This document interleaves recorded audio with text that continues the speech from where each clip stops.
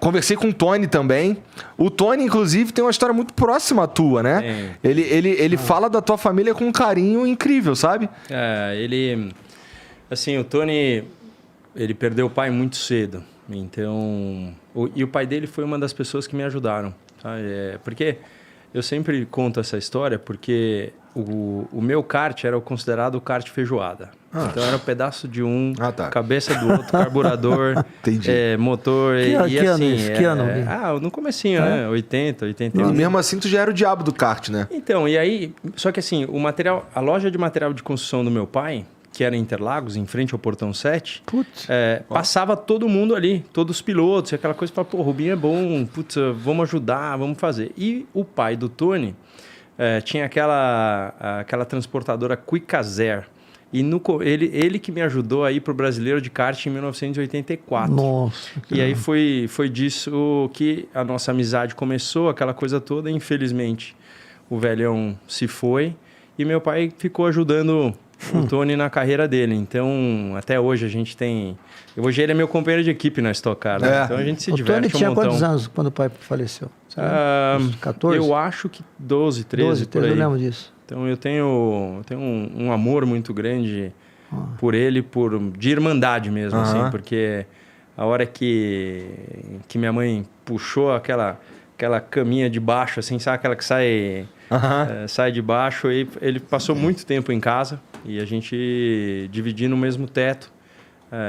Ele treinava bastante, muito talentoso. O Tony sempre foi muito, muito talentoso. Mas nessa época aí, assim, eu li que, vamos lá, 84, eu nasci em 85.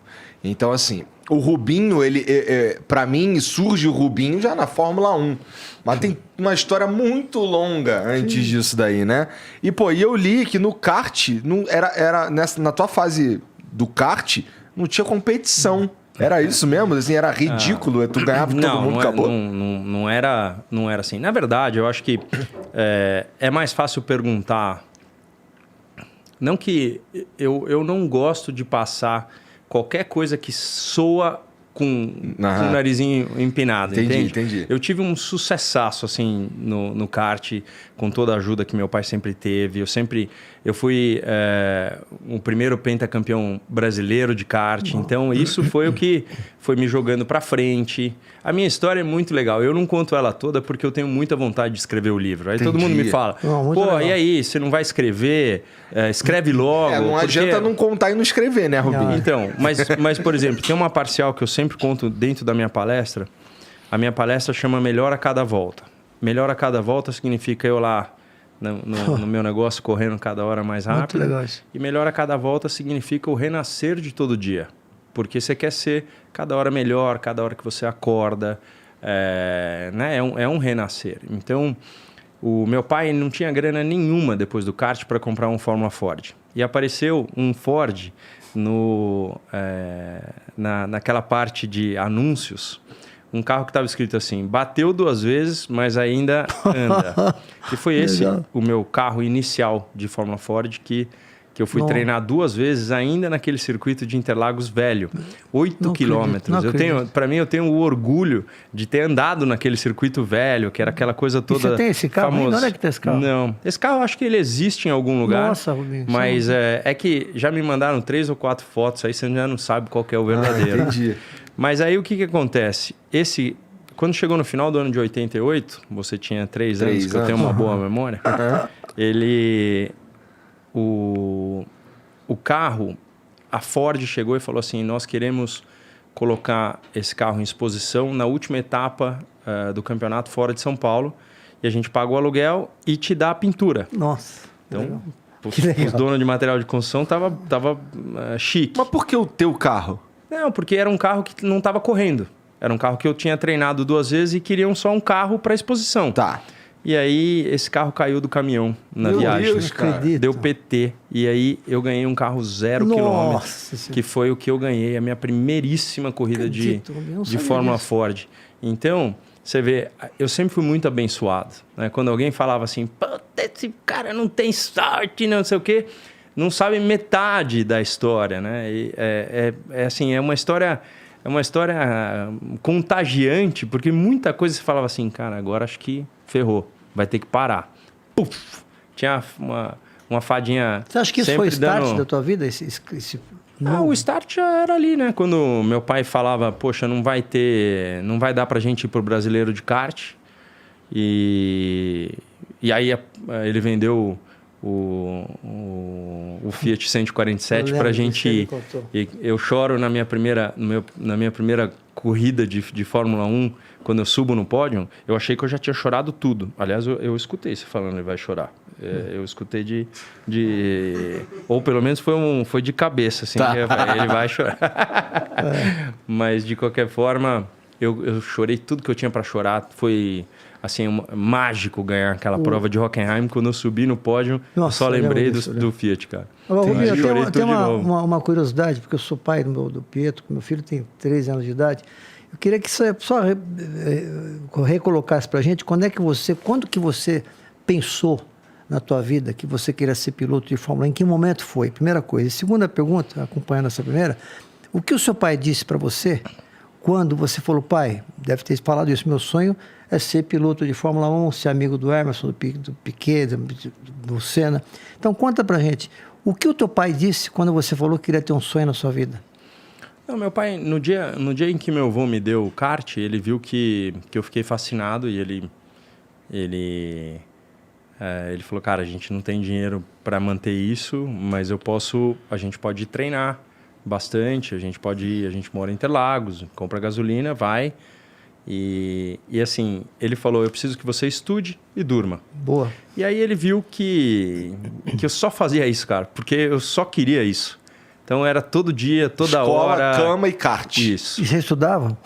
Eu era um ótimo aluno, eu nunca fui daquele cara que entende na hora a parada, eu tinha que ir para casa para estudar, mas eu me dedicava muito, porque eu não queria dar margem de nada que acontecesse. Você dava todos os dias? Eu treinava todos os dias praticamente, mas eu estudava bastante, então eu me dediquei muito, muito a isso. Mas o teu pai falou... Eu fui bebê com 23 anos, eu nunca tinha visto meu pai... Hoje eu tô meio quase chegando no ritmo bom, mas... Só toma vinho, Petrus 82. Nada. Eu vou te falar, eu era quase uma pessoa que não... Assim, eu só queria isso. Né? E eu conto para os meus filhos que eles são super articulados. E hoje eu acho que até eles têm aquela coisa quando levam os amigos em casa, tal, que sentem vergonha porque eu sou super articulado.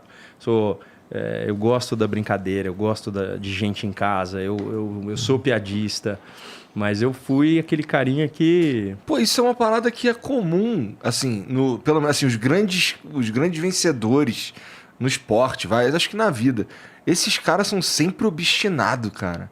Nunca tem um cara que eu treinava de sacanagem, né? Não, é muito suor para você... e eu passei uma grande fase da minha vida me perguntando, porque nunca me faltou nada, mas papai não tinha como financiar, e sempre foi de amigo, realmente sempre foi isso. E eu devo a minha carreira a muita gente que nos ajudou, com certeza. E Arisco foi fundamental na minha vida, né? O Júnior, essa da Arisco aí, o Júnior era o Júnior, assim, né? Foi um contrato que não dá nem para pensar. Sem eles eu não teria feito nada. Mas é aquela coisa. Eu me perguntava por que eu conseguia, com pouca idade, fazer aquilo que eu amava, e eu estava vendo amigo meu tendo que colocar gravata e trampar e não sei o quê. Aí depois, com o tempo, eu fui entender que tudo era era diferente. Porque cada um tinha uma missão de vida diferente. Hoje, através do Instituto Família Barrichello, eu vejo que a minha função não é só correr, não é só aparecer pelas corridas. Então, é tudo... Né? Na vida a gente tem um propósito. Você começou quantos anos? Você lembra exatamente quando você falou, quero ser piloto de Fórmula 1? Não, essa resposta que você está procurando para o teu filho não existe. Que bom que você está me falando isso. Porque... O que eu sempre falo, Otávio, é importantíssimo isso. Em toda a palestra, quando algum pai chega para mim e fala assim, qual é o conselho que você dá para o meu filho? Eu falo a primeira coisa, é ele ou é você que gosta? É importante isso, né? Entendeu? O mais importante. É importante, não é assim, é o mais importante. É um ou é o outro? Porque em alguma hora o vidro quebra. Você não tem como pegar alguém que não ama o que faz para se dedicar da forma como tem que se dedicar. Eu aprendi italiano em dois meses. Por quê? Porque eu só vivia dentro da oficina. Não tinha nenhum amigo brasileiro. Aliás, tinha o Sidney, que era um dos mecânicos lá da Draco. Mas eu aprendi na marra. Aliás, minha primeira entrevista em italiano, a mulher falava, não. Eu falei, não, por quê? Ele falou, não, você tá falando palavrão demais. Ia lá. Aí eu aprendi com a galera e eu achei que tava mandando o bruto. E o tal do Katsu não era bem visto. Eu falei, não, Katsu, o carro tá, na máquina... Katsu, vá forte, Katsu. Não, a mulher ficou apavorada que tava ao vivo e eu mandando Katsu pra tudo quanto é lado. Caralho, que maneiro. Aí...